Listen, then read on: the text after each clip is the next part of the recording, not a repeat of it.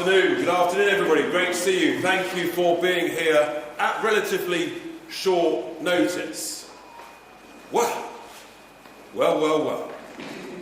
It's fair to say that in just 2 weeks we have turned what looked like being the most boring general election campaign since any of us could remember to the most interesting and extraordinary campaign.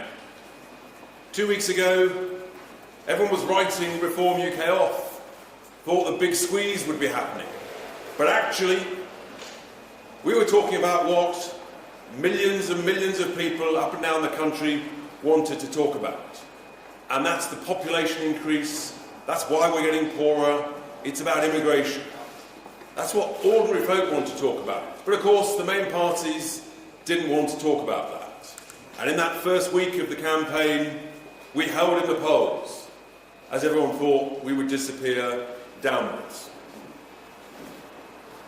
And then a week last Monday, Nigel joined the campaign big time. And we've been heading north in the polls. And it's quite extraordinary. I'm loving being out campaigning. And what's remarkable is what's happening out there, up and down the country. The noise, the activity. The word is spreading like something we've never known before. I'm loving getting messages from all over the country, from people I haven't heard of for ages. Have you heard this? The whole pub's talking about it. The pub came out, people came out from the pub when there was a Reform candidate and cheered and clapped. The fact that there's a sign on a bridge on the M6 saying vote Reform is also pretty extraordinary, but it's just indicative of the enthusiasm for something else apart from the boring status quo of the main two parties, for whom, frankly, there is not a jot of difference. They both stand for higher taxes. They're sort of competing in these debates. Who's going to raise taxes more than the other? Something is significant and going on out there. But what no one expected, no one really believed could possibly actually happen. As we went up in the polls and the Conservatives started to slide in the polls. How far could they slide? Well, that was the question. How far could we go up? Could we get equal to them in certain areas? Could we get equal to them nationally? No one expected within less than 2 weeks, in fact, less than 12 days, we wouldn't bother with equalling in the polls. No, we would leapfrog them in the polls, using the Rolls-Royce of pollsters, no less. So last night, just a few minutes before the seven-way leaders debate, there it was. Everywhere across the whole of the media, that Reform UK was 1% ahead of the Conservatives in the polls. Now, if that, folks, is not momentum, if that is not activity, I don't know what is. And so we're upsetting all the right people. At the beginning of this week, of course, we upset the banking industry. From the press conference we gave on Monday, we talked about how actually the truth is that the big banks, the Bank of England, are ripping off taxpayers. You know you're making progress when the big banks' lobby groups start to attack us. And that is because Reform UK is on the side of ordinary working folk. And it's pretty clear that we're the only party that is. That's why we're going up in the polls. That's why everybody's talking about us. That's why we've got the momentum, the noise, the activity. It is truly, truly remarkable. That's why we're holding this press conference following that last night, so that we can hear from the leader of Reform UK, and then you can ask some questions. So I'm delighted to welcome to the lectern, the podium, my good friend, leader of Reform UK, Nigel Farage.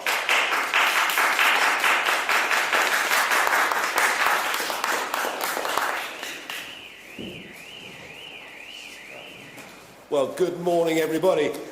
The last time we had a little press conference in London, it was on Monday, and I said to you, something is happening out there. there is a momentum behind what Reform UK are doing. And of course, there's always a lag time between understanding what's happening on the ground and seeing it playing out in the polls. I also told you that some of the polling industry were acting entirely dishonestly, and I'm pleased to say, as a result of my letter to the chair of the British Polling Council, they have been told now they really ought to be prompting for reform. So they're all playing catch-up. I also said 3 or 4 weeks ago that I thought Reform would get more votes in this general election than the Conservative Party, and I absolutely believe that now to be the case. So yes, it was a delight last night to see that the inflection point has arrived. The momentum that Richard and I are seeing on the streets and on the doors is now filtering through, and we are 1 point ahead of the Conservatives. But just bear this in mind. We are well ahead of the Conservatives in the North East, in the North West, in Yorkshire and the Humber, in the East Midlands, in the West Midlands, and in parts of Eastern Region. And in what we all call the red wall seats, we are significantly ahead of the Conservatives.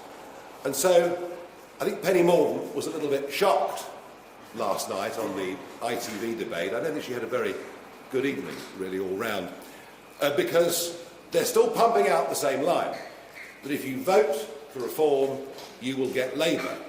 But the inflection point means that actually, if you vote Conservative in the red wall, you will almost certainly get Labour. A Conservative vote in the red wall is now a wasted vote.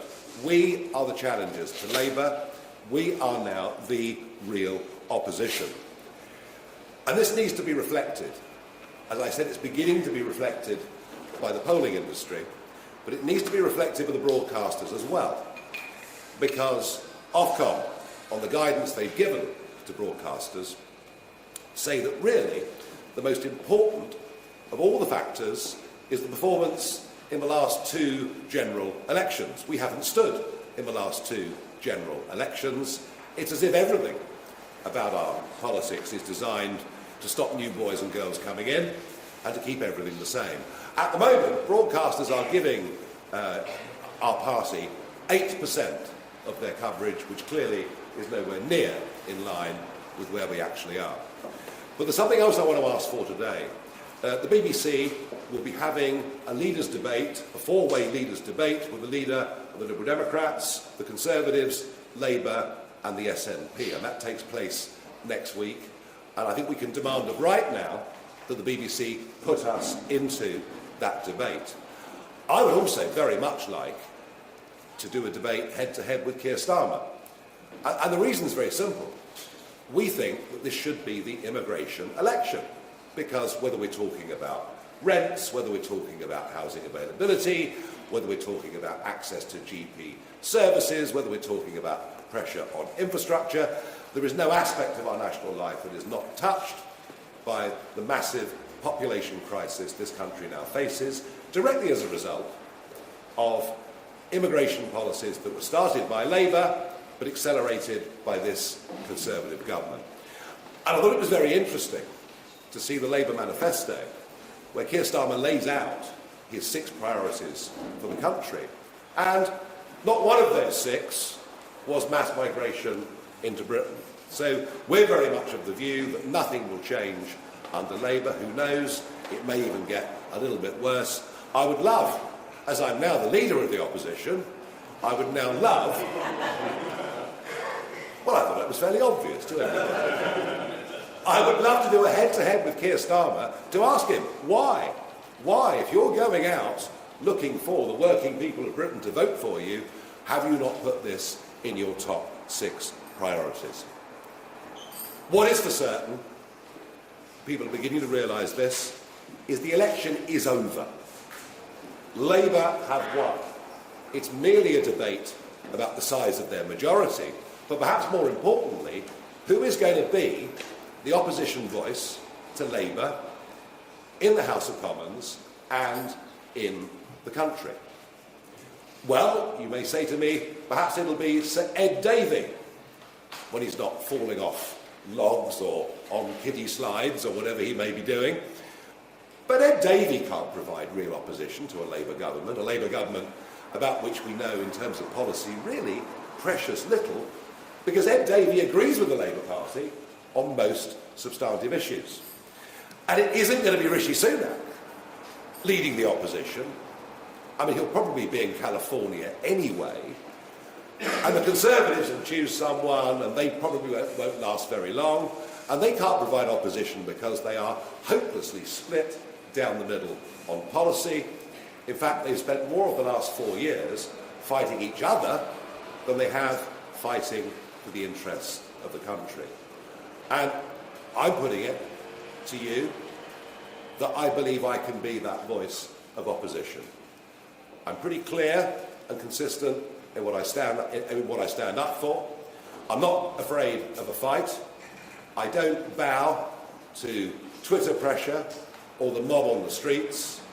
I've taken on the European Union, I've taken on the big banks, and I'm pretty certain I can take on a Labour government headed by Keir Starmer that will have almost no honeymoon period whatsoever, will inherit some very, very deep problems, and I don't think has the radical solutions to sort the country out.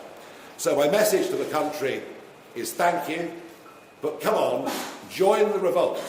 What have you got to lose? You've been so let down, frankly betrayed, by the Conservatives after their 2019 win, that it really is time for something new. We're excited about this. We've got up 9 pips in the polls over the course of the last 10 days. I don't know where this ends, but I do feel momentum, optimism is out there with us.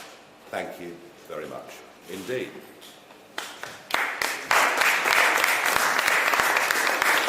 Thank you. So,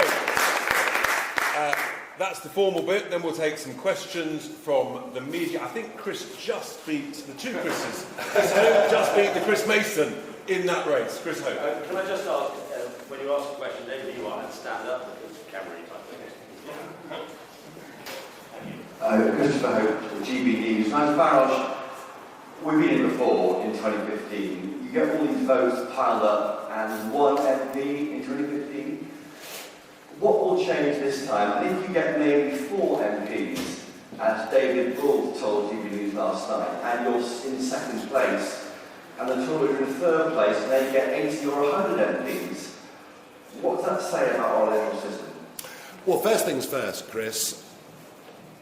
We got 4 million votes. When I led UKIP in 2015, we got 4 million votes. And you're quite right, 1 seat. Never in the history of British elections had so many votes counted for so few seats. And I was deeply frustrated by it, and I'll admit, pretty wounded by it. I mean, wounded to the point where I pretty much said to myself, I never ever want to do this again. But here I am, back out of retirement again. We're not going to get 4 million votes. We're not going to get 5 million votes. We're going to get a very, very substantial number of votes. I genuinely think we can get over 6 million votes. I don't know where the ceiling is. But when you start to get through, I mean, think about the Liberal Democrats. Now, albeit they've got a much more developed ground game than we've got, and we know that, but the Liberal Democrats sort of went from 10 seats to 50 seats by just getting through that electoral threshold. Whether we get through it this time or not, I don't know. But remember, this is not a short-term commando raid. This is a 5-year commitment. This election is our first step towards building for 2029. So however many seats we win, you have my absolute assurance that our campaigning for the 29 election, our building of a big movement in this country, will begin the very next day, on July the 5th. If we did finish up with a huge number of votes and a paltry number of seats, do you know what it would do? It would tell us, yet again, that Britain is broken and Britain needs reform. And that reform includes the electoral system, that reform includes the abomination that is the House of Lords, and that reform includes the right, as people in Switzerland have, to call referendums on key issues if they think their government and parliament are out of touch with them. Thank you. Thank you. Chris Mason, BBC. Thank you, Chris Mason, BBC News. Mr Farage, give us an insight into your dreams when you're at the shaving mirror in the morning. It's difficult, isn't it, for smaller parties to make an imprint in the House of Commons, however well you do, however popular you are. Are you dreaming of the moment of being the leader of the opposition, standing there at the dispatch box, potentially throwing questions as a Prime Minister Starmer if he wins? Thank you. What I see in the shaving mirror every morning, looking back at me, I think, gosh, where have the last 40 years gone, you know, but there you are. I'm sure I'm not the only one in the room that has that sensation. Well, I tell you what, I led a group in the European Parliament for 15 years. I was in seat number 20 with Mr Barroso and then Mr Juncker, who wasn't always sure he was there himself, but never mind. So, you know, I'm quite used to getting up in big chambers and asking questions of the French President or British Prime Ministers, or I mean, I have actually done all this before, albeit in a different theatre of operations, but if you're asking me, am I capable of doing it? Yes. And maybe somebody better than me comes along. Maybe the Conservative Party fight. I think Penny Mordaunt was being lined up for it, but of course she's going to lose her seat, so that won't work. But if there's someone better than me to stand up there and provide opposition, then that's great. I'd be very, very happy if somebody younger, better than me comes along. But right at the minute, I do see myself as being that person. Yes, I do. And I have no confidence in the Conservative Party, as it currently is, to be even capable of providing opposition, so deep are the rifts within it. So, yeah, you know, I mean, I've made a huge decision. You know, as I say, I've come out of retirement. I'm in this for keeps. Thank you very much, Chris. Henry Riley, LBC. Thank you, Henry Riley from LBC. Did Dame Andrea Jenkins ask your permission to use a photograph of you in one And since then, since you came back as leader, have any Conservative MPs, without naming them, I know you won't, have any of them texted you or called you? Oh, gosh, never lie at a press conference. It's very, very important. Now, Andrea didn't ask my permission, but she did send me a very nice text saying, what do you think? Well, it was a bit late by then, wasn't it, really? I think the fact that Andrea did that just shows you that depth of division that exists within the Conservative Party. I mean, they are two completely different parties, and I think they muddled along for decades, with the odd row here and there, obviously. I think Brexit is the thing that highlighted what those fundamental divisions were. And yes, you know, I mean, look, there are people in the Conservative Party that Richard and I feel politically aligned to, but they are in a very small minority. Of the 360 Conservative MPs that were elected in 2019, there's about 50, probably, that would take our view on many things in the world. The rest don't. And that was why, you know, when I went to the Conservative Party conference in Manchester last year, albeit with a GB News badge on, you know, I was hailed like a hero for the membership, but most of the MPs sort of walked past and couldn't even look at me because I'm so absolutely ghastly. And if as we go forward, we establish this bridgehead in Parliament, and the splits in the Conservative Party become ever wider, and I suspect my presence will perhaps even help to widen those splits, then some of those people that we like will be very, very welcome to come to us. It's as simple as that. Now, I've got a new game for you as well, actually. Oh, God. Yeah, if you look at Conservative MPs' leaflets, I want you to try and count up how many times you see the word Conservative. I've looked at half a dozen, and I never got beyond a number of 2. And that was just on the imprint. So it's pretty extraordinary what is going on, how the brand has become so toxic. Let's take a question just here. Hi, Rob Powell, Sky News. Isn't the most realistic way of you becoming leader of the opposition after this election to join the Tories? Can you rule that out? Boring, boring, boring. No, they're done. The brand's done. You can rule out joining the Tories to become MP. And that was very interesting. One of the polls at the weekend showed that 25% of 2019 Conservative voters want the party to get 0 seats. This isn't just a sort of change that happens election to election. This is a wholesale rejection by a significant number of Conservative voters who, by the way, if we weren't here, probably wouldn't vote for anybody, would stay at home. They are so disgusted with the political system. They feel absolutely betrayed by the promises that were made in 2019. The Conservative Party will not be in power for a decade, maybe more. And you can say to me, well, look, they've been around for 190 years. But occasionally these big seismic shifts do happen.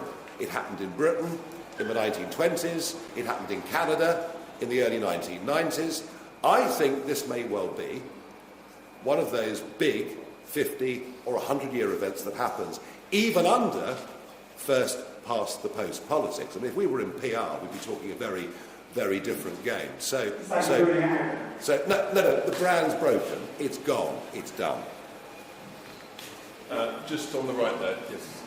Yes. Thank you. Chloe Clacton from the newspaper. I just wanted to pick up on something that you said in the debate last night about agreeing that the two-child benefit cap should be scrapped. Should we expect that to be a Reform Party policy, or is that your personal opinion? And obviously that would add to the benefits bill. Are you very comfortable with that? Thank you. I just feel, and we feel, that actually support for families is really rather important. We should be encouraging people to have children. We should, even perhaps through the tax system, be encouraging marriage as well. I mean, my own track record on this is not great, I've got to tell you. But despite that, there is very strong evidence that kids that are brought up within a married environment do better in life. So, do we believe as a party in encouragement for the family and the concept of the family? You bet your life we do. So it would be a policy? Yes. Thank you. Calgary, just behind me again, and then just... Hello. You say the Tories are divided, that's loud, isn't it? You say the Tories are divided, and that's certainly true. But during the next Parliament, the right will have to unite in some way, given the electoral system that we have. So are you confident that leader of the opposition, Nigel Farage, can unite the right against Labour by 2029? Oh, I think so, yes. And I think, if people... Well, who knows how many Tory MPs there are going to be there anyway? The number could be very small.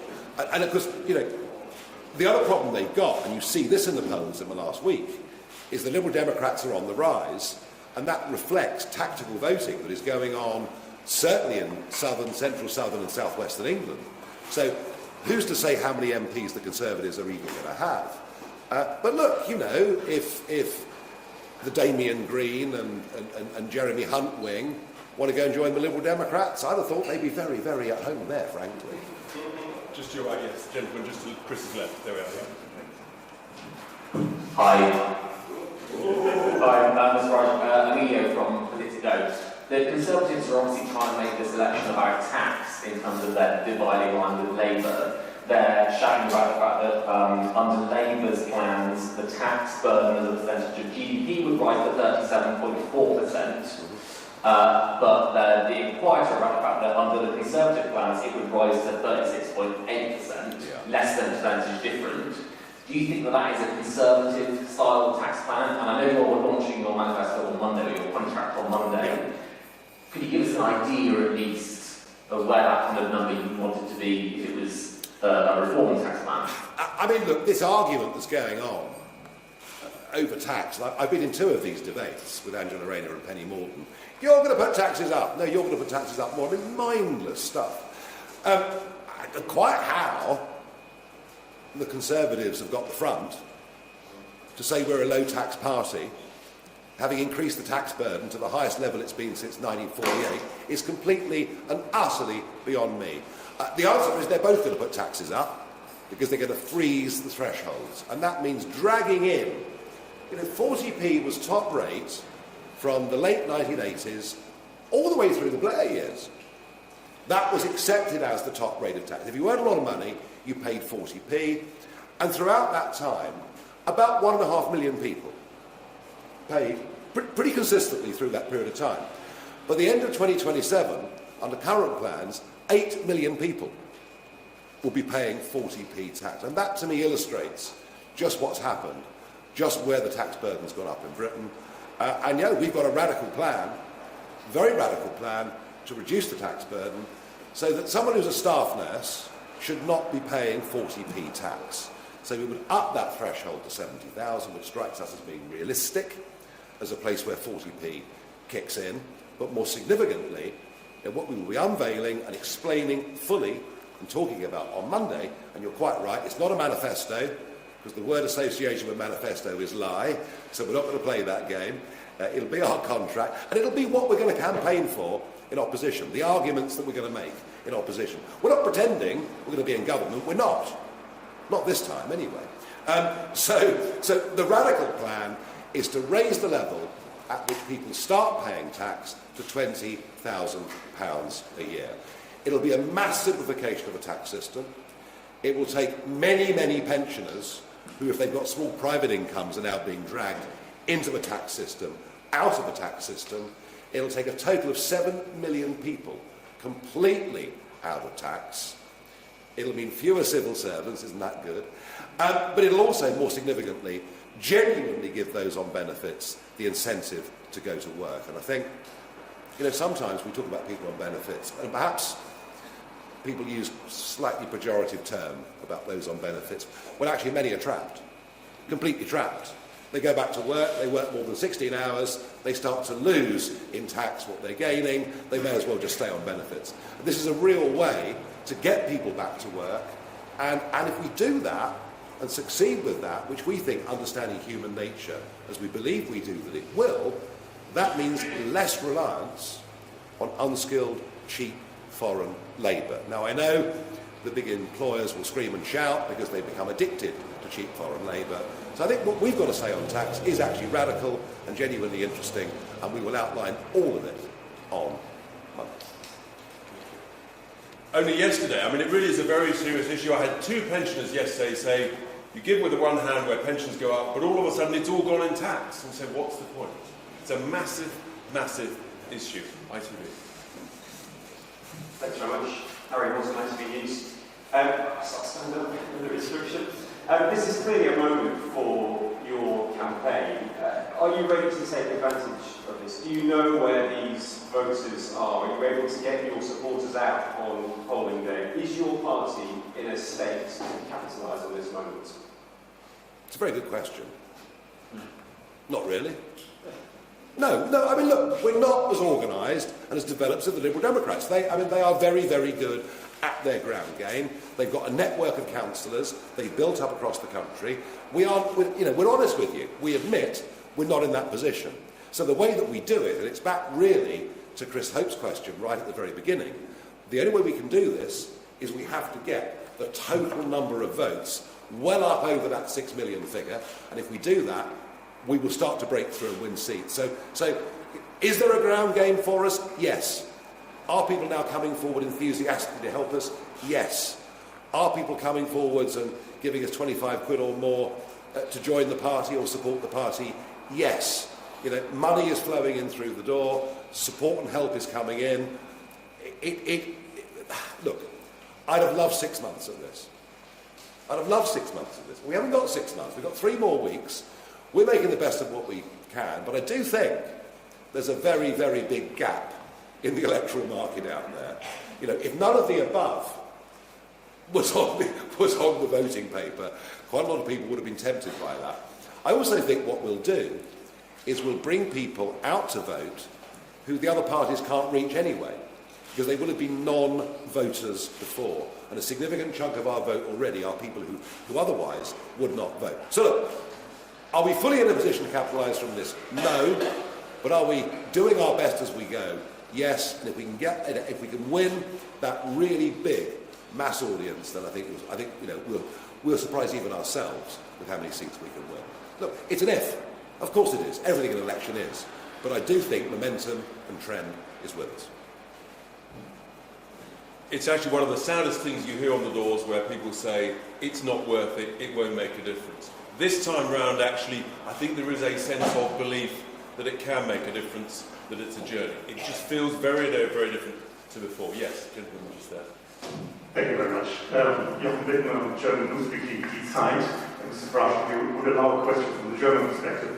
As you know, there is a similar party in Germany which manages to tap into the pool of disenfranchised voters who have left the Conservative Party and also the Social Democratic Party. Now, this party, the AfD, they have also grown very quickly, and they ran into the problem that a number of their candidates held views that were quite damaging to the party.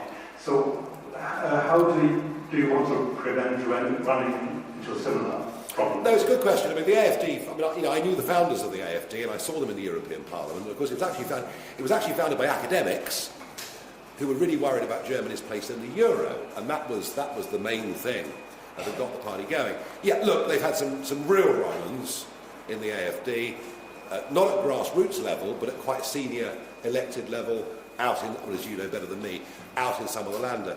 All I can tell you is this. In my previous incarnation, as leader of UKIP, I had an absolute rule that nobody who'd ever been part of the British National Party or any organisation like that could even be a member of the party, let alone a candidate. And I was absolutely ruthless about that. And I think because I did that, I would honestly say to you, I did more to destroy the British National Party as an electoral force in Britain than absolutely anybody else.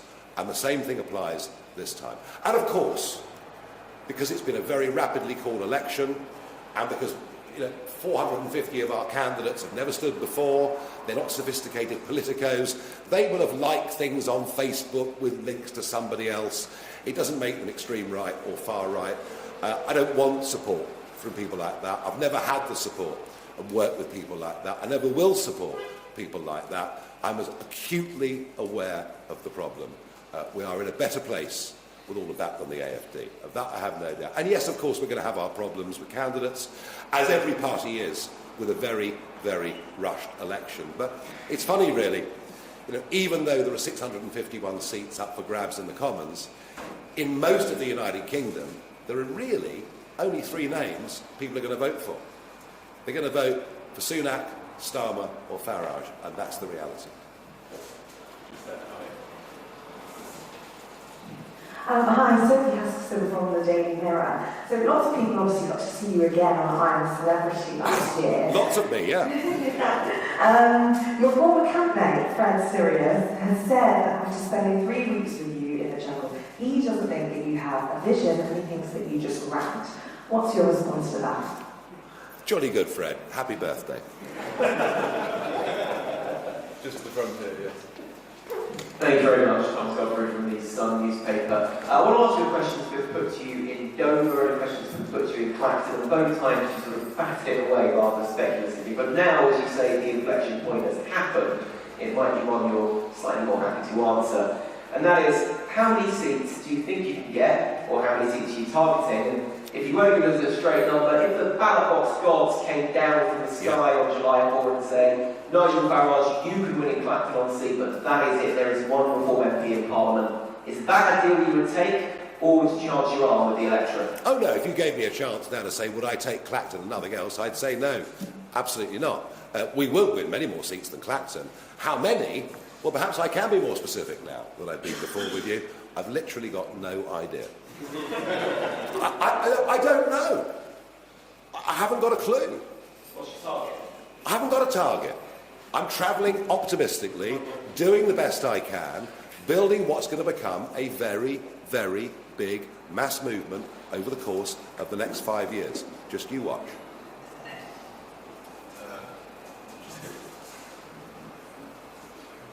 Thanks, Camilla Long, Sunday Times. Nigel, leading on from the last question, are we to take it then that Clacton is not enough for you? Clacton is not enough. That I would agree with, yes. What are you going to do for the people of Clacton? Do what I do and have done for many, many years when I was an MEP. It's quite interesting.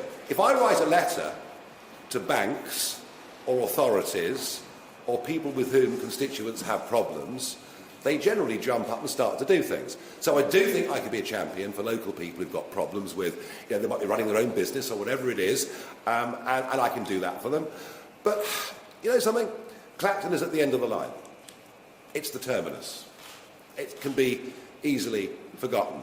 And it would be accurate to say that, of course, it has had some levelling up money, that's true, but kind of once levelling up money is spent, that's sort of it, really.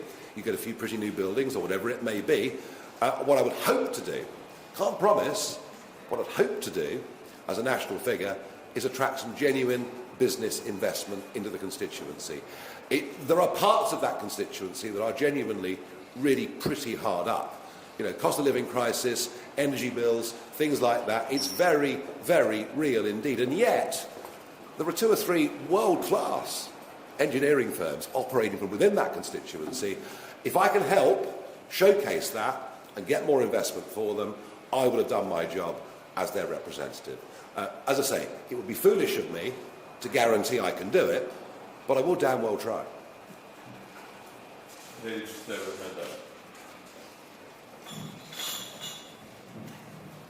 Brilliant Mason from The Guardian. What number of seats would make you feel happy to wake up having won on election morning? You said Clacton's not enough. If you've got to say 10, would you feel happy and satisfied by that? And secondly, has Reform got enough money to buy an election on this sort of nationwide scale? Given you can see that the major parties, the Tories and Labour, are spending £35 million each. I said earlier that money was coming in every day in small 25 quids, and we'll raise, we will raise £2 to £3 million in 25 quids, and that's great. But the real answer to your question, and I can be more direct on the second part of your question than the first, the real answer is, right at the moment, we do not have the ammunition that we need, and we're going to need for the establishment counter-attack that I expect to begin from the Labour Party as well, pretty imminently. So, no, we do need to raise money, a lot of money, very, very quickly, and that's something we're going to be focused on very heavily for the course of the next few days. So, yeah, we are the underdogs. We are the underdogs in every sense, and we haven't had much time to really get ready for this election. So, no, we do, I would admit a weakness there. We do need to raise a lot of money and do it very, very quickly indeed. We're trying. We genuinely are trying. How many seats would make me happy? I refer to the previous answer to the Sun newspaper. I have no idea. We're on a journey. We've got momentum. Let's see where it goes. Good. I think that's it. Thank you very much indeed, everybody. Thanks for coming. Really appreciate it. And we will see you very, very soon.